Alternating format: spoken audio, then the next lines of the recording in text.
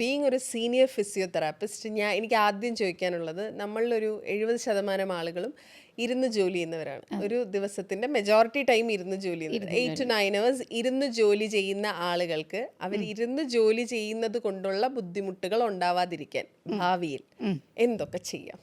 അതിൽ ഏറ്റവും നമ്മൾ ശ്രദ്ധിക്കേണ്ട കാര്യം നമ്മൾ എർഗണോമിക്സ് എന്ന് പറയും. അതായത് നമ്മൾ ഇരുന്ന് വർക്ക് ചെയ്യുന്നവർ അവരെപ്പോഴും ഫസ്റ്റ് ശ്രദ്ധിക്കേണ്ട കാര്യം അവരുടെ ചെയറും ഡെസ്കും തമ്മിലുള്ള, ഇപ്പോൾ ഹൈറ്റ് ആണെന്നുണ്ടെങ്കിൽ ശരി, അത് ചെയറിൽ ഇരിക്കുന്ന ആ ഒരു ചെയറിൻ്റെ ഒരു ഇത് അതെല്ലാം നമ്മൾ ഫസ്റ്റ് ശ്രദ്ധിക്കണം. അതിൽ നമ്മൾ ഈ പറഞ്ഞതുപോലെ ബാക്ക് സപ്പോർട്ടഡ് ആയിട്ടുള്ള ചെയർ വേണം നമ്മൾ യൂസ് ചെയ്യാൻ.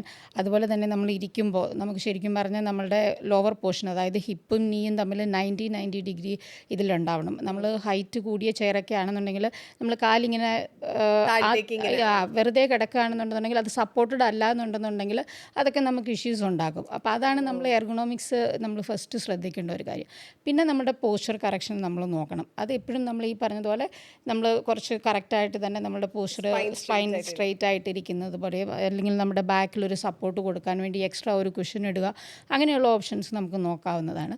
പിന്നെ ഇരിക്കുമ്പോഴുള്ള പ്രഷർ കുറയ്ക്കാൻ വേണ്ടിയിട്ട് ചെയ്യുന്ന കാര്യം, അതായത് നമ്മൾ റിസർച്ചുകൾ പറയുന്നത് നമ്മൾ ഡിസ്കിന് എടുക്കാൻ പറ്റുന്ന പ്രഷറിൻ്റെ ഒരു കപ്പാസിറ്റി എന്ന് പറയുന്നത് ഒരു 20 മിനിറ്റ്സാണ് മാക്സിമം.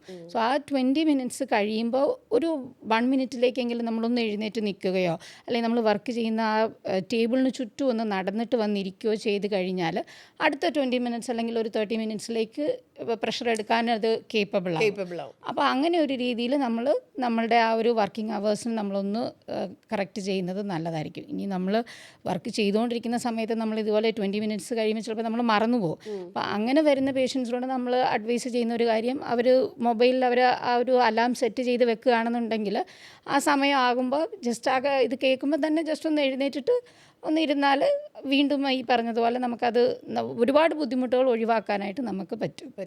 ഓക്കെ. ഇപ്പോൾ ഈ വർക്ക് ചെയ്യുന്ന ആളുകളെ എപ്പോഴും പറയുന്ന ഒരു കാര്യമാണ്, നമ്മൾ ഈ ഡെസ്കിലൊക്കെ കൈ ഇങ്ങനെ വെച്ച് ഒരുപാട് നേരം നമ്മൾ അറിയില്ലല്ലോ, നമ്മൾ കണ്ടിന്യൂസ് വർക്ക് ചെയ്തു അങ്ങനെ ഇരിക്കുമ്പോൾ ഇവിടെ വേദന, ഈ ഷോൾഡറിന് പെയിൻ, കഴുത്തിന് വേദന.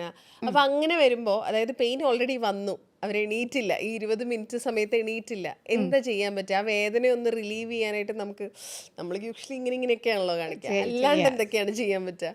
ഇല്ല, ആ സമയത്താണെങ്കിലും ഇപ്പോൾ ഈ പറഞ്ഞതുപോലെ നമുക്ക് മെയിനായിട്ട് ചെയ്യേണ്ടത് ഈ കാര്യമാണ്. പക്ഷേ രണ്ടാമത് വരുന്നത് നമ്മൾ സ്ട്രെച്ചിങ് അല്ലെന്നുണ്ടെങ്കിൽ അതിന് പറ്റുന്ന ഒരു എക്സസൈസ് പോലെ നമ്മൾ ജസ്റ്റ് ചെയ്യാനായിട്ട് നമ്മൾ അഡ്വൈസ് ചെയ്യും. അപ്പോൾ അങ്ങനെ ചെയ്യുമ്പോൾ നമ്മൾ മെയിനായിട്ട് നമ്മളുടെ കഴുത്തിൻ്റെ കാര്യം നമ്മൾ കൂടുതലും ശ്രദ്ധിക്കാൻ നമ്മൾ പറയുക. അപ്പോൾ ആ ഇരിക്കുന്ന പൊസിഷനിൽ തന്നെ നമ്മൾ ചിൻടക്കെന്ന് പറയും. കാരണം നമ്മൾ എപ്പോഴും നമ്മൾ ഈ ഡെസ്ക് ടോപ്പ് വർക്ക് ചെയ്യുന്ന ആൾക്കാർ നമ്മൾ പോലും അറിയുന്നില്ല, നമ്മളറിയാതെ ഇതിങ്ങനെ മുമ്പോട്ട് ഇങ്ങനെ വന്നുകൊണ്ടേയിരിക്കും, നമ്മൾ അറിയില്ല. അപ്പോൾ ഇങ്ങനെ മുമ്പോട്ട് വരുന്നതിനനുസരിച്ച് നമുക്ക് ഈ ഷോൾഡറും ഒക്കെ നമുക്ക് സ്ട്രെയിൻ ആയിക്കൊണ്ടിരിക്കും. അപ്പോൾ അതിൽ സിമ്പിളായിട്ട് ചെയ്യാവുന്ന ഒരു കാര്യം എന്ന് പറയുന്നത് ചിൻടക്ക് എന്നുള്ള ഒരു എക്സസൈസാണ്. അത് നമ്മൾ ഇങ്ങനെ നമ്മൾ മുമ്പോട്ട് പോകുന്ന ആ ഒരു പൊസിഷനിൽ നിന്ന് ഇങ്ങനെ ഒന്ന് ബാക്കിലേക്ക് ഹോൾഡ് ചെയ്തിട്ട് അതൊരു 10 കൗണ്ട്സ് ഒന്ന് ഹോൾഡ് ചെയ്തിട്ട് ഒന്ന് റിലീസ് ചെയ്യുക. അങ്ങനെ ഒരു 3-4 ടൈംസ് ചെയ്താൽ തന്നെ നമുക്ക് അത്യാവശ്യം നമ്മുടെ ഈ നെക്ക് മസിലും ഇവിടും ഒക്കെ ഒന്ന് റിലീസ് ആവും. അതാണ് ഏറ്റവും സിമ്പിളായിട്ട് ചെയ്യാവുന്ന ഒരു കാര്യം. കൈക്കെന്ന് പറയുമ്പോൾ അത് കുറച്ച് ഈ പറഞ്ഞ പോലെ സ്ട്രെച്ചിങ് ആയിട്ട് തന്നെ പോകണം. അത് നമ്മൾ അതിനനുസരിച്ച് എത്രത്തോളം അവരുടെ ആ ഒരു ഇതിൽ ടെൻഷൻ ഉണ്ടെന്നുള്ളത് നോക്കിയിട്ടൊക്കെയാണ് നമ്മൾ സ്ട്രെച്ചിങ് അഡ്വൈസ് ചെയ്യുന്നത്. ഓക്കെ. ഇപ്പോൾ നല്ലോണം ഇരുന്ന് വർക്ക് ചെയ്ത് ചെറിയ ബാക്ക് പെയിൻ ഉണ്ടല്ലോ, അതായത് ബാക്ക് പെയിൻ ഉണ്ടോ എന്ന് ചോദിച്ചില്ല, പക്ഷെ ഇപ്പോൾ ഒരു ദിവസം നന്നായി ജോലി എടുത്താൽ അല്ലെങ്കിൽ നന്നായി നിന്ന് ജോലി എടുത്താലൊക്കെ ബാക്ക് പെയിൻ വരും. അങ്ങനെയുള്ള ആളുകളുണ്ടല്ലോ, ഡോക്ടറെ അടുത്തേക്ക് പോകേണ്ട ഒരു ആവശ്യം എനിക്കില്ല എന്ന് വിശ്വസിക്കുന്ന ആളുകൾ, അവർക്ക് ചെയ്യാൻ പറ്റുന്ന കാര്യങ്ങൾ എന്തൊക്കെയാണ് ബാക്ക് പെയിനെ റിലീവ് ചെയ്യാനായിട്ട്? അതായത് ഒരു ലോങ് ഡേ ഓഫ് വർക്ക് കഴിഞ്ഞിട്ട് ബാക്ക് പെയിന് ഒരു സമാധാനം കിട്ടാൻ, സ്ട്രെച്ച് കൊടുക്കാൻ. അങ്ങനെ ചെയ്യാനായിട്ടാണെന്നുണ്ടെങ്കിൽ ഏറ്റവും നല്ലത് അതിനുശേഷം അവർ പ്രോപ്പറായിട്ട് പൊസിഷൻ ചെയ്ത് കിടക്കുക എന്നുള്ളതാണ് നമ്മൾ ഏറ്റവും ശ്രദ്ധിക്കേണ്ട ഒരു കാര്യം.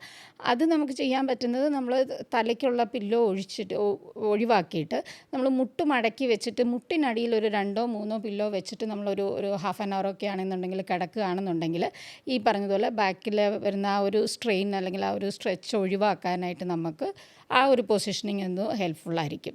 ഇനി അതല്ല അങ്ങനെ വെക്കാൻ ബുദ്ധിമുട്ടുണ്ടെന്നുണ്ടെങ്കിൽ ആ ഫുട്ട് എൻഡ് കുറച്ചൊന്ന് റേസ് ചെയ്ത് വെക്കത്തക്ക രീതിയിലൊന്ന് കിടന്നാലും ഈ പറഞ്ഞതുപോലെ അതിന് നല്ലൊരു ആശ്വാസം കിട്ടും.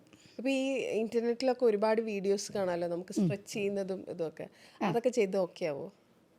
അത് എന്നോട് ചോദിച്ചാൽ ഞാൻ പറയും അതിലൊക്കെ കാണിക്കുന്ന പല സ്ട്രെച്ചുകളും നമ്മൾ ലെവൽ 2 ലെവൽ 3 എക്സസൈസുകളൊക്കെ ആയിട്ട് പോകുന്ന ഒരു ഇതാണ്.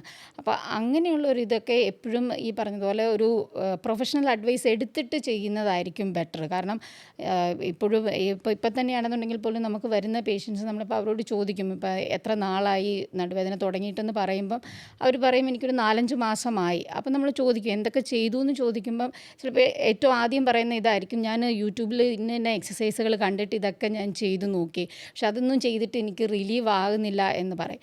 അപ്പോൾ അങ്ങനെയുള്ളൊരു സാഹചര്യം ഉള്ളതുകൊണ്ട് തന്നെ നമ്മൾ അഡ്വൈസ് ചെയ്യുന്നത് ഒരു പ്രൊഫഷണൽ അഡ്വൈസ് എടുക്കുക. അതായത് നമുക്ക് നടുവേദനയുണ്ട്, അങ്ങനെ ആകുമ്പോൾ അതിനെന്തെങ്കിലും എന്തുകൊണ്ടാണ് ഈ നടുവേദന ഉണ്ടാകുന്നതെന്നുള്ളത് ഫസ്റ്റ് അതൊന്ന് ഐഡൻറ്റിഫൈ ചെയ്തിട്ട് അതിന് ശേഷം നമ്മളതൊരു ഗ്രേഡഡ് എക്സസൈസ് ആയിട്ട് പോകുന്നതായിരിക്കും ബെറ്റർ.